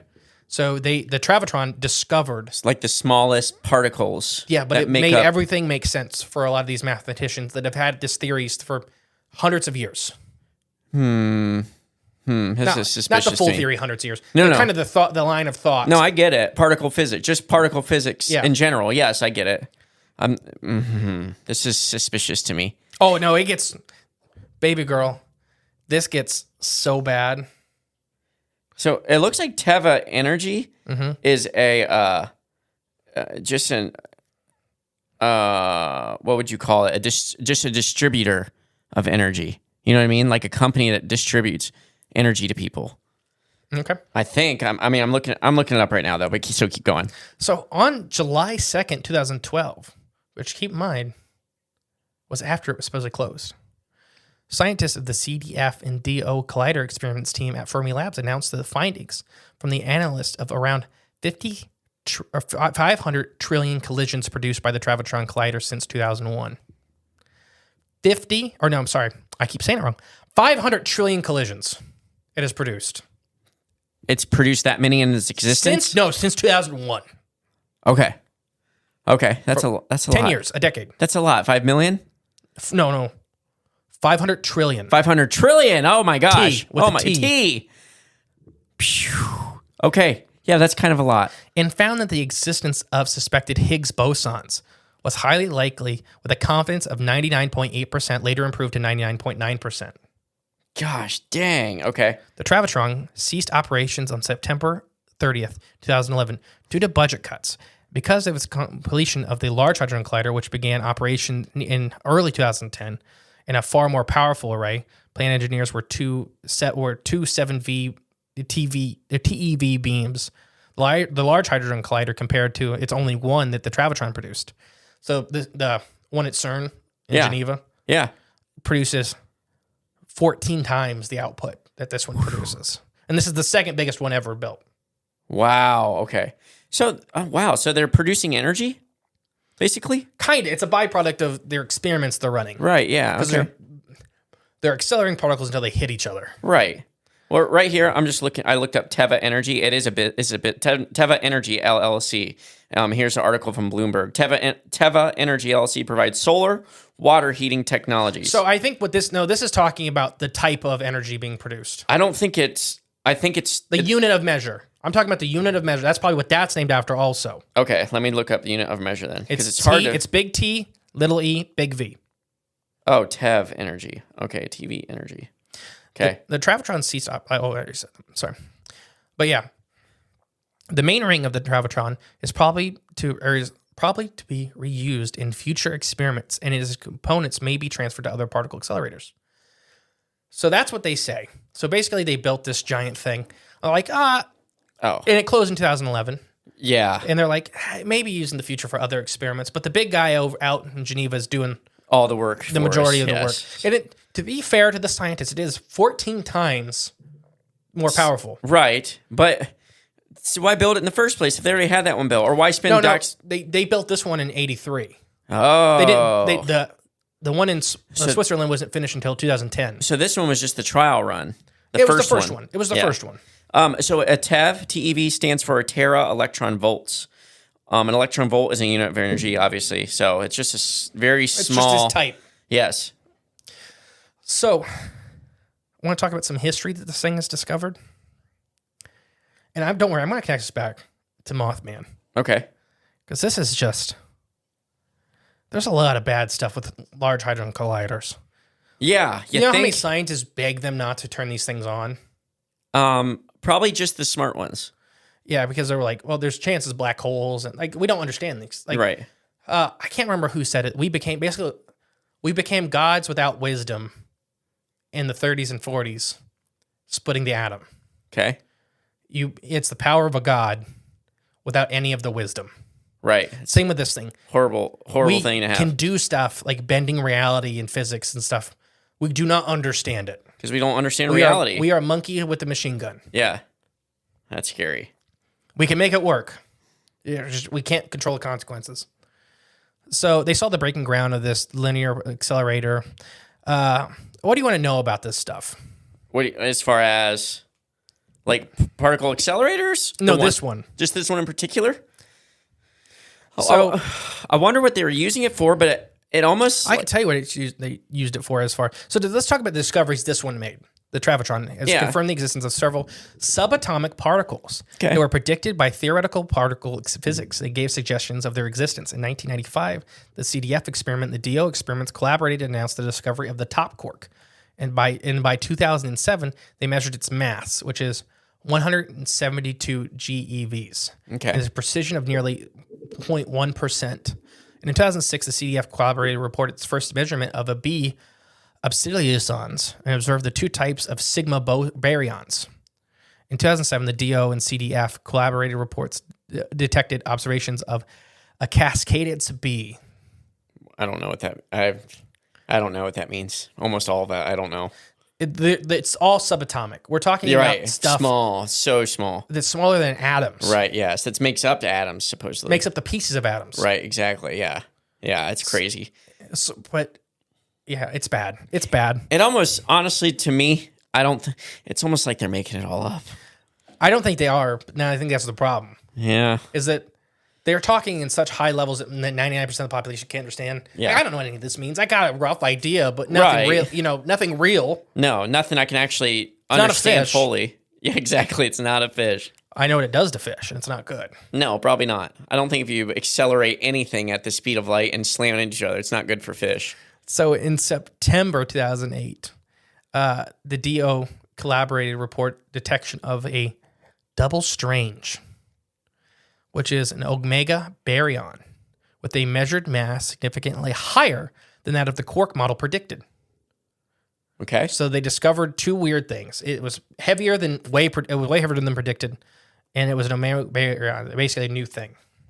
In May of 2009, the CDF collaborated made public their results for their search based on the analysis of data, simply roughly 4 times larger than the one used by the DOA experiments. This mass measured for the CDF experiments, it's just a whole bunch of science mumbo-jumbo. They're discovering tons and tons of new stuff at this one. Mm-hmm. Right in Chicago. That's insane. It's just, I looked it up where that what is it? No, I can't remember the name. Whatever we just said. Mm-hmm. It's west of Chicago, like on the it's a western suburb of Chicago. Yeah. Just south of Aurora. Like it's bumping right up to Aurora. How many times did we say Aurora with Mothman sightings? Tons. Did we? Yeah. But it's right there by not close, but like Bolingbrook's down there. Like there's all kinds Rockford. Yeah. All kinds of stuff is there. Right, exactly. And there's actually, I bet you if we painted the map over with the Mothman sightings, I bet you there'd be a nice little ring around Batavia. I wonder why. Yeah, Batavia. There we go. Yeah. You keep putting like a C or something in there. There is a C. Batavia or Batavia? B-A-T. You know me. I think it's just It's Batavia. Batavia. There we go. Okay. You say Batavia, I'll say Batavia. Batavia. Sorry, Bob. Bob. Yeah, because he lived in Chicago. Oh, forever. I had the mushroom on my mind. Like, what? All right. So they actually had some problems in 2004 due to an earthquake. Okay. The earthquake, even though thousands of miles away, was strong enough to cause movements in the magnetic alignment to negatively affect the quality of the particle beam and even disrupted them. Wow. So they actually were doing experiments at the time of the earthquake, and it started messing with the actual alignment of the experiments. Okay. Nobody's quite sure what happened. They immediately stopped and fixed it Yeah. because it was scary enough that they stopped. I wonder what results came from that problem. And several other earthquakes affected it: 2004, 2005, 2007, and 2010. 2010 twice. That's a lot. Yeah. A lot So of every times. time, pretty much every time, it was active during these. So let's talk about. So it stopped working, right? They stopped using it in 2011, right? Right. So it can't be connected to all these Mothman sightings in 17 and all of it on. Oh no, not possible, because they turned it off and they meant it. They're serious. So this is while the main injector, which is the smaller ring on the property, and then the Travitron, which is the larger ring, is owned by Fermilabs. The property is still bustling with Fermilab activity. It is still probably the largest Fermilab complex in the U.S. Doing everything from organic experiments with wildlife Oh no. to particle acceleration. Oh no. So let's talk about this. The Fermi International Accelerator Laboratory, always known as Fermilab, like we said, is Batavia, Batville. I'm just going to call it Backville. Okay. Is a high energy particle physics. Like we said, all this. Fermi's main injector, which is 2 miles, it's the smaller one. If you look up the map, like Google Earth it, everybody, the small ring is the main injector. The big guy is the Travitron. Okay. The accelerator complex feeds the main injector, and under it is an upgrade. The construction of first building it, the PIP-2 linear accelerator, began in 2020. So they didn't stop in 2011. They upgraded both of them. Yep. And I just found this. I mean, until 2007, or since 2007, Fermilab has been operated by the Fermi Research Alliance, which I'll figure out who funds that next. A joint venture of the University of Chicago and the University Research Association. But then right here it says, although in 2023, so very recent. Do not take my thunder. I will kill you on this one. About the new contractor? Stop. Is that it? You just save your stuff for later. All right. So until 2011, the Fermilab was home to this giant, the Travitron, right? The ring-shaped tunnels. And they stopped using it, right? Right. Oh, yeah, of course. Abandoned, probably. It is also the host to a multi-billion-dollar deep underground neutron experiment. Oh, my gosh. Which is called a... Deep underground neutron dune. Dune. Yeah. Dune, just like from the movie. I was thinking like a dumb. Well, I was thinking maybe that's why they made the movie. They started construction of this in 2011. That's why they stopped experiments, not because they were done. They had just to build shifted. stuff underneath the ground. Yeah, they're shifting to another. The project had significant delays, and in 2022, the Journal of Science published an article describing the projects was troubled. Ongoing neutron experiments at the imaging cosmic and rare underground signals. They basically started building giant underground bases underneath the site at Fermi Labs. On-site experiments outside of this program included Sequest, which is fixed targeting experimentation, and the new G2. Fermilabs continues its particles and its work at the Large Hadron Collider. It serves a Tier 1 site, the worldwide LHC computing grid. It is still being used.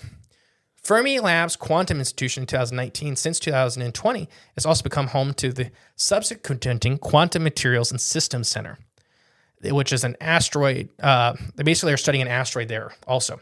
So far, they are doing deep cosmic research out in space.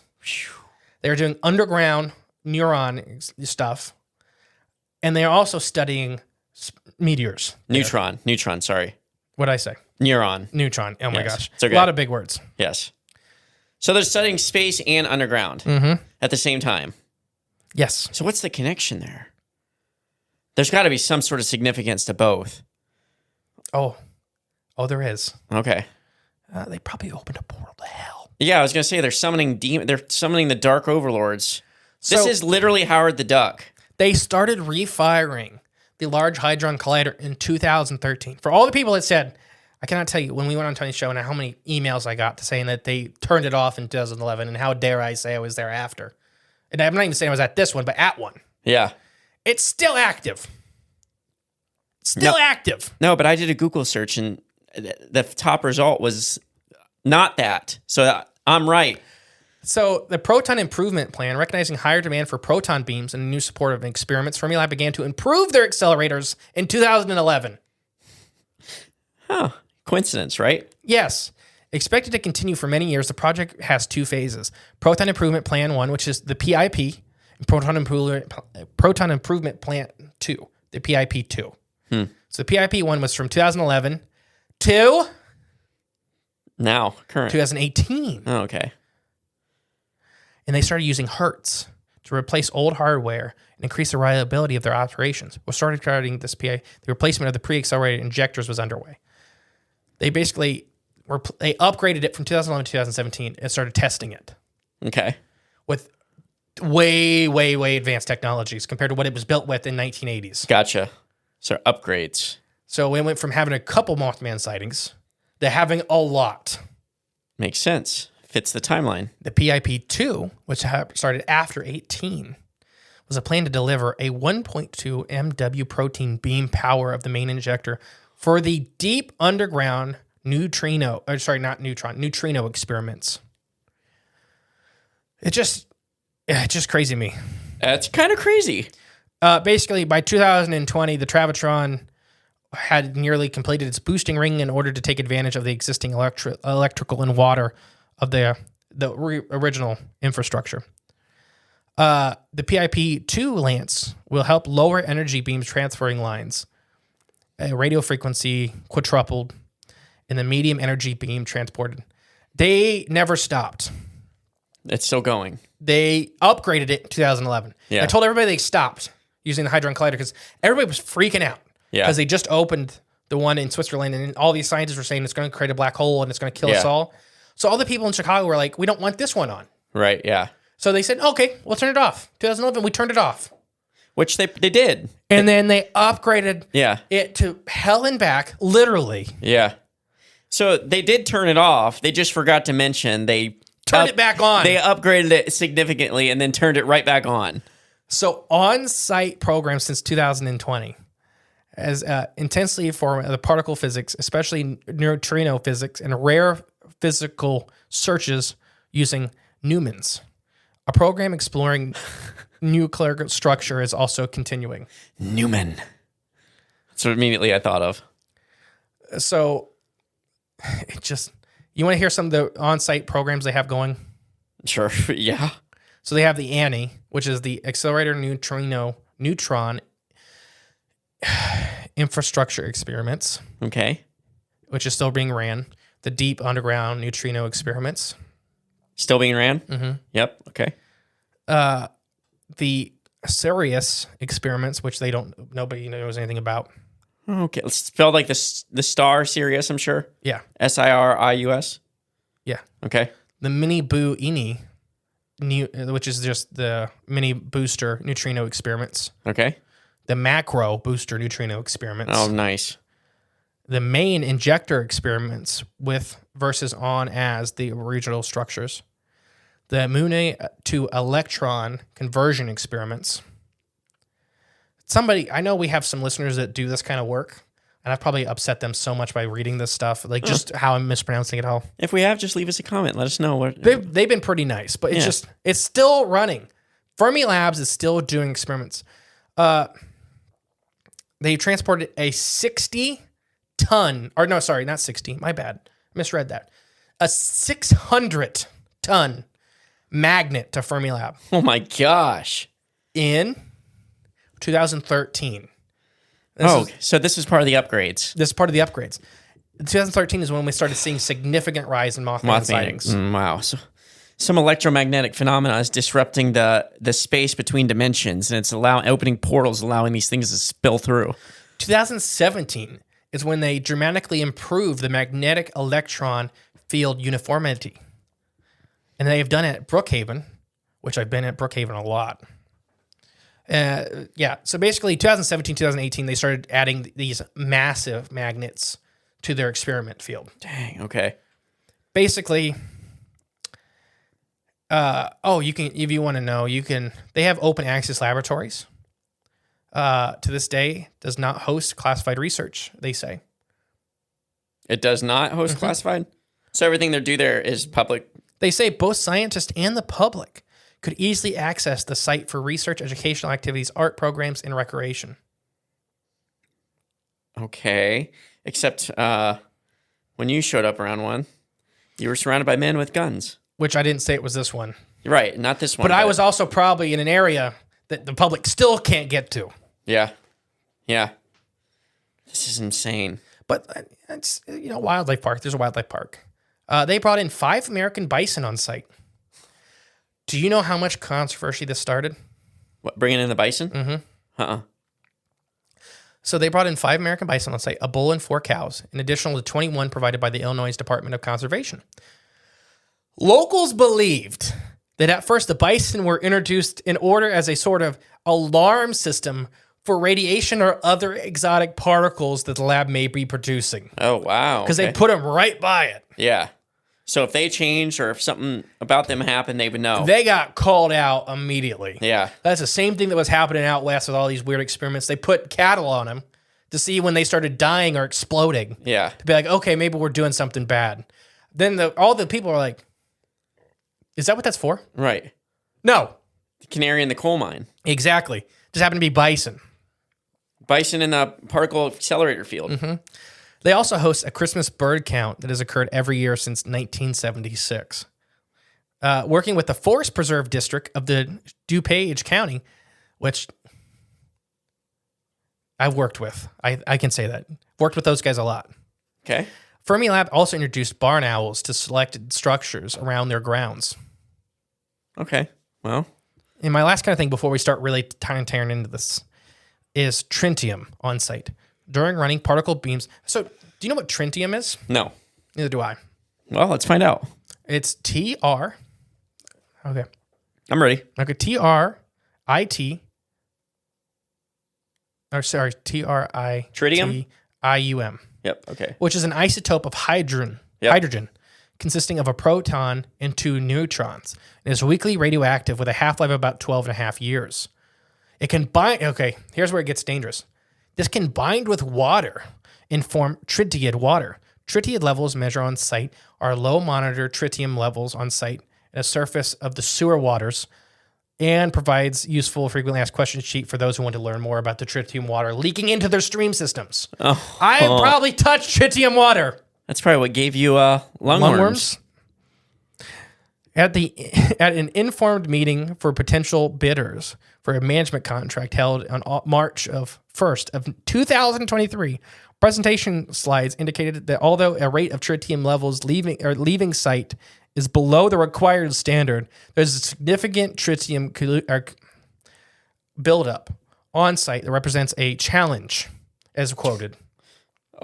They're producing a lot of this tritium as part of their experiments. I got one more paragraph, go ahead. and then I'm done. In practical, the tritium produced is bed-lined. It's sent to neutrons for experiments in Minnesota and has been pumped into the industrial water cooling system used for equipment across the Fermilab campus. As a result, it could now tritium contaminated largely throughout the research complex and in the local waterways. Well, this makes sense though. Here's tritium is produced naturally in the upper atmosphere when cosmic rays strike nitrogen molecules in the air. Tritium is also produced during nuclear weapons explosions as a byproduct in nuclear reactors. Nuclear reactors. Remember what we speculated about, what's it called? Point Pleasant. So do they have a nuclear reactor underneath the Chicago International Airport or at this Batavia, and then it's leaking into the water supply system? Which runs through the airport. Which runs right through the airport? Yes. No, I don't know. But they have admitted that they have underground bases there. And they said they built this underground testing facility. But I was trying to look into it. I couldn't find anybody saying they seen trucks of dirt going anywhere. Or coming out? Or anything. I think they just had a bunch of storage underground. What if the facilities were already there? That's what I'm saying. Yeah. That's the joke. Okay. Is that there's... Like they built this back when the Chicago fires were happening, maybe. I don't think that far back. Well, I mean, No, I think it was in the 1960s when they built it, or 1980s, I'm sorry. In the 1980s when they first built it. yeah. They just kept digging and put all this underground stuff. But I mean, you never know. So there's tons and tons of horrible experiments that humans barely understand happening here. Yeah. And there's biological experiments I could find nothing about happening at Fermi Labs. Because then you say they had animals and stuff in there, right? Yeah, well, they also have wildlife sanctuary and such. But yeah, it's horrible. Like, it's crazy.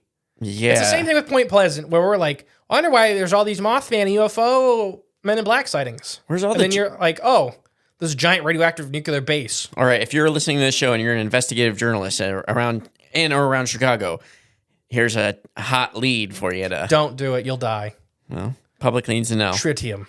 Tritium. You'll have, like, your mouth full of tritium.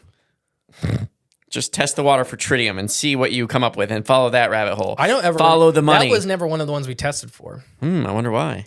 Probably because it only occurs with nuclear testing sites and right. in the upper atmosphere. But wouldn't that be worth testing for? No, we checked for radioactivity. Right, but I mean, if they're containing it, remember, you got to pay You got to pay for each type of chemical you're testing for. So, yeah, if the government can't make money off it, they're not going to test for or it. that was private sector is what we were being Okay. paid for. So they had to pick and choose what they were wanting. Gotcha. Lying with statistics. Selenium was much more dangerous at the time. True. Well, yeah. Is tritium is it dangerous though to people? Because They probably don't know. yeah, I mean, it sounds like it breaks down. Like they said they used it to test like what was it when It is radioactive. Oh, okay. Well, that's Remember, not good. lightly, very lightly. Yeah. What's it called when something degrades or like half-lives? What's that called? Is it degrading? Yeah. How fast is it? Okay. Decaying. Decaying. There we go. I knew it was a D. Decaying hydrogen molecules. Yeah. Wow. So here's the health risk: is since tritium produces low beta emissions, it is not dangerous externally.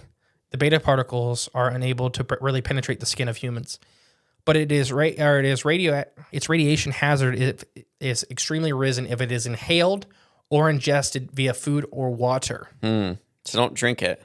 Organisms can take up to HTP that would also take up H2O. So basically, they can breathe in the tritium water, or they can take in. Plants convert this to an organically bonded tritium, which is consumed by animals. Has a short biological half-life in human body, 7 to 14 days, which both reduces the total effect. It doesn't look like there's anything, at least being actively reported, anything That's right. screaming like, hey, this is... But it's concerning to know like it's showing up in our water supply, and the only two ways that happens. Oh, tritium was used also in like glowing dials and stuff like that on old watches. Like it glows a little bit. Oh, okay. Interesting. So let's go back. Let's dive in. Let's talk about this. So originally they brought in like everything from the bison they brought in. Yeah. And how much CERN stuff. Like this is CERN. It's very concerning. I don't want to find the button. We're already like an hour and 50 minutes into this episode. 50? Yeah. Holy crap. So what do you think?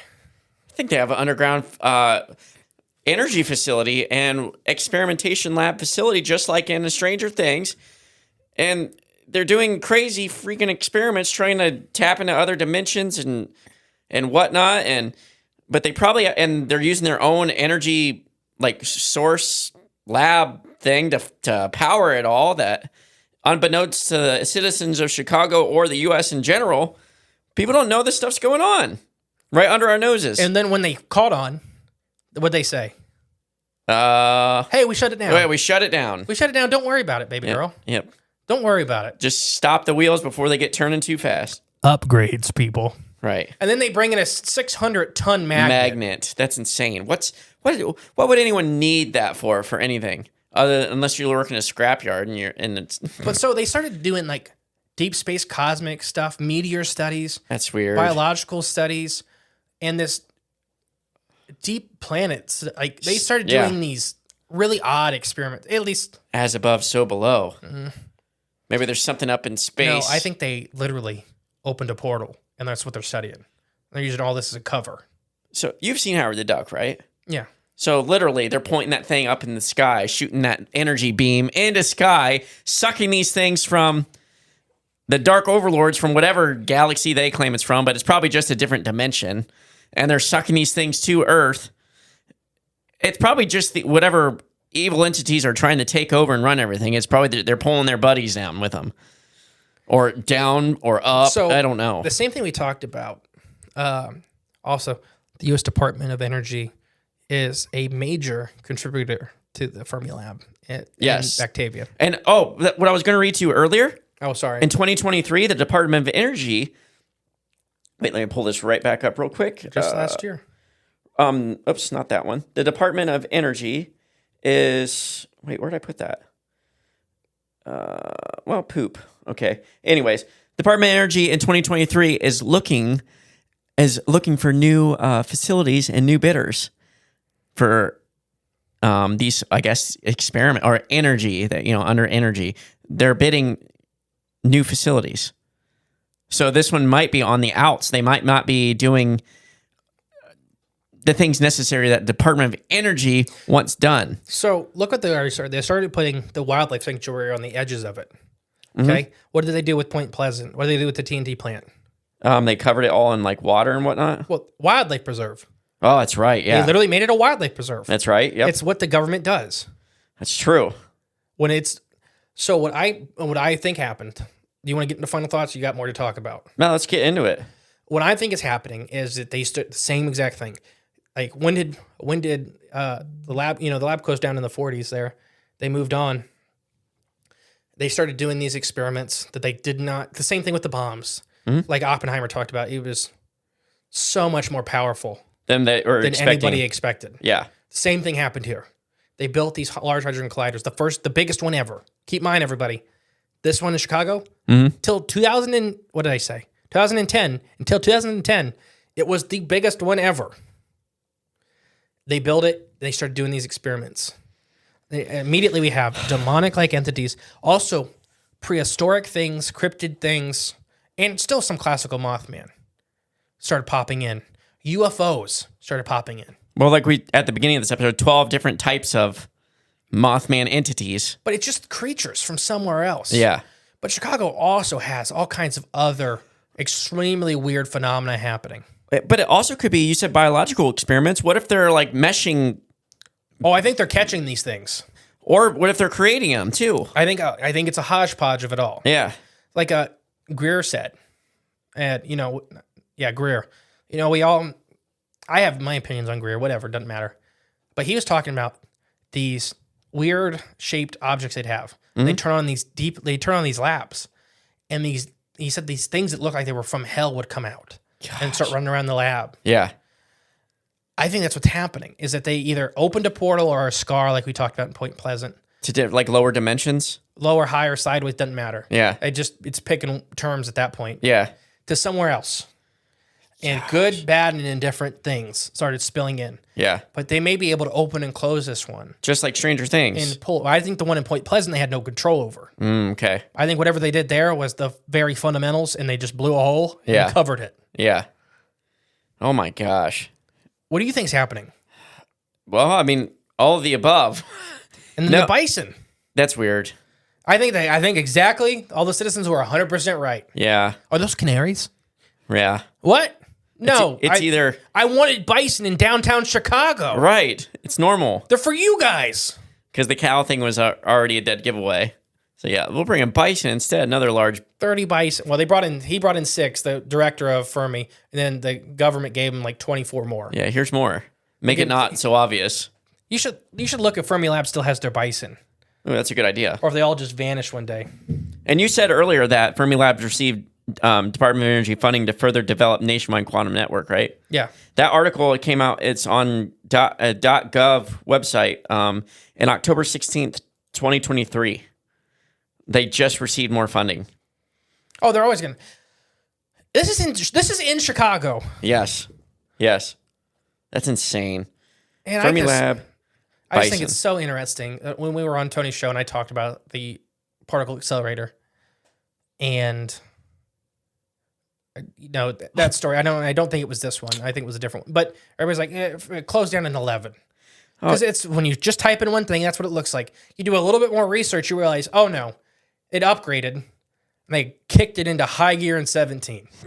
Like way worse. Whole different level of technology. I Googled the bison, and here's another .gov article came up under Fermilab's website. So Fermilab is a government facility. It says it's a shared government facility. It's a government funded facility. Yes. So here's the article. Fermilab is known for cutting edge experiments, particle physics research, and an adorable herd of bison. They still have the bison. Oh, wow. At least that's what this article says. There's no date on the article, but they don't have any tongues or eyes, but they're there. Last modified in 2022. Yeah, no tongues or eyes. Oh man, this is crazy. But it's just how many connections are there? It's the same thing.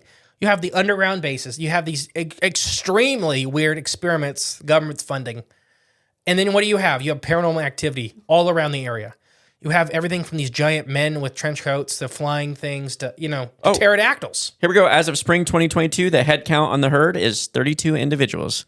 So they must be shipping some of them off, or they're getting eaten. Or they're falling over dead because their brains are melting out and their guts are falling out of their orifices. I think they're there for whatever comes out of the portal to have a snack. Or aren't bison really aggressive too, though? Yeah. Oh, yeah. So maybe it's there to like trample and stomp these things. I think it's for like the dog, got free, and the dog men and the 10-foot aliens coming out of the holes to eat. Oh, it's just it could just be meat from the eat. Yeah. No, I think they're just because they need something to kill to calm down. You're right. Yeah, they'll just They come out of the portal and there's just a bison there and they rip its throat out. Well, they might have these bisons herding, but then they might wrangle one up and lead it into the underground lab and have it just like in you haven't seen it yet. Still, I don't think the Stranger Things last season. So in the last one, they kept spoilers. Sorry, if you haven't seen it now, it's on you. It's on you. Sorry, but this ain't really that big of a spoiler. But they have a Demogorgon in a chamber, like kept up. It's caged up, yeah. But every now and then they'll bring people in and they'll let it out.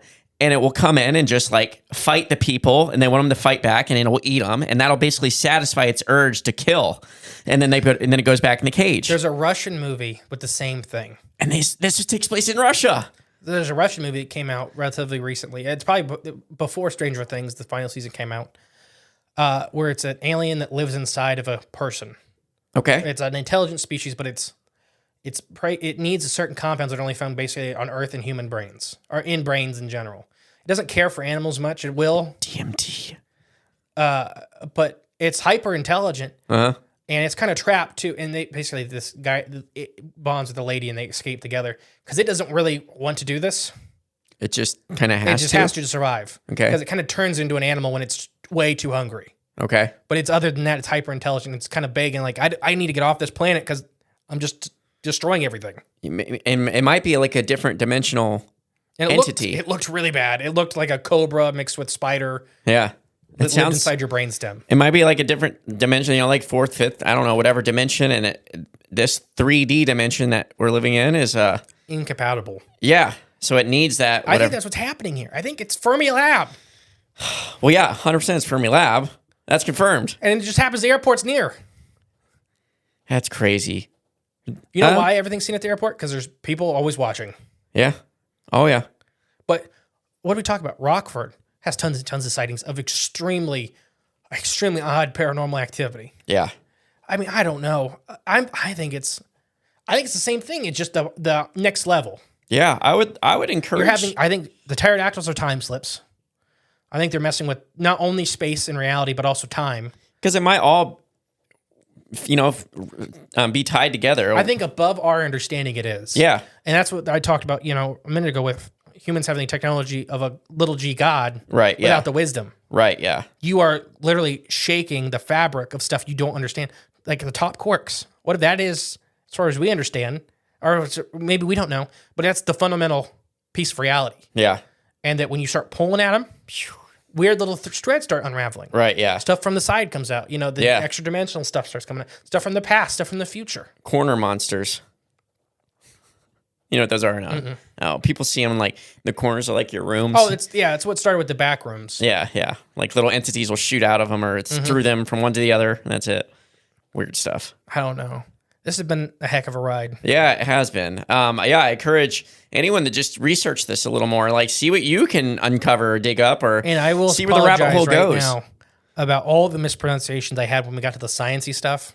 I mean, not fish words. If you've been around long enough, you understand. If you're new, you know, this is just part of the show, I guess. But and like, I know I didn't do a good job of like diving into what the key VTE experiments are and stuff like, but there's so many experiments. There's so many things. Yeah. That we could spend hours. And we already spent hours doing this. Yeah. We could spend hours just going into one of these experiments. That's insane. It's just not. They have a pond on site. You ever looked at the pictures of like on site and stuff like that? I looked it up on the map, like Batavia, and there's a big like circle. Did you ever look inside of the main lobby? No. A lot of weird stuff. A lot of weird architecture. I believe it. The two stairways like meld together to form a DNA strand. No way. But it's a triple helix at the top. So it's what some people have said that is extraterrestrial DNA. Oh my gosh. So it looks like it turns from our DNA strands to a triple. That's so weird. Symbolism everywhere. Mm-hmm. But they admit that. They talk about the DNA strand. Like, yeah. It's a bad thing. That's crazy. Nope, didn't know any of that. But here's the thing is, the people at Fermi are not bad, I'm sure. Like 99% of the workers. Yeah. We talked about this with like Area 51 and all, you know. They don't know what they're doing. Yeah. They have their own experiments. These are scientists. They get the chance to do their dream. Like, why wouldn't you follow your dream? It's the combination of this stuff in a very small part of the lab that probably knows anything about the real bad that's how going it's all on. Connected. Yeah, it's probably all compartmentalized within those guys. Yeah. Like how government functions and does stuff. Just like with the Manhattan Project and all sorts of other things. Supposedly how Bob Lazar claimed, you know, his claims with the UFO stuff, all compartmentalized. That's what I think is happening here. So I think a majority of the workers at Fermi are probably great, fine people that have no idea what's going on, you know, in the next room over. Oh, here's what I was looking for earlier. It says in 2023, the Department of Energy opened bidding for a new contractor due to concerns about the FRA, which is the Fermi Lab or Fermi Research Alliance performance. So that's interesting. New contractors, huh? So like letting other evil companies and because of somebody wasn't sufficient, just to concerns about the Fermi Research Alliance performance. Yeah, so somebody was not performing right. They let too many of the beast out of the box. Yeah, so they're looking for a new contractor. That's insane. That's scary. So what if the giant bats are genetic experiments and they just get big? They're just bats. Same with the Thunderbirds. Yeah. The Mothman is literally Mothman. The few Mothman that we're seeing are the same place they are. And there's demons and angels, all kinds of, and UFOs. Look up pictures of this place if you haven't yet. Well, I mean, I'm assuming a lot of you are driving when you're listening, but when you get home, just look up some pictures of the old Fermi Lab there in Batavia. It's weird. Very weird. Very weird. Yeah, this has been a crazy ride. Well, we solved it. We definitely did. I'm sure if you could sneak on to Fermi Labs and start digging up, you'd just find Mothman skulls. Like it just everywhere. I bet you they probably put them in front of the particle accelerator and destroy them immediately. You can't destroy them. They're made of tritium. Oh, so they degrade over time. They're water dissolvable. I have been the great and powerful mystery. And I think I've been J-Clone 47? 30? 40? I don't know. 40. We'll catch you next week, guys. Bye. Thank you for listening to the Cryptids of the Corn podcast. Please share with a friend you think would like us. It's the best way to help our show grow. Leave a comment, rate us, a 5-star review, and remember, there is always extra content on Patreon/cryptidsofthecorn.com. And don't forget, stay magical.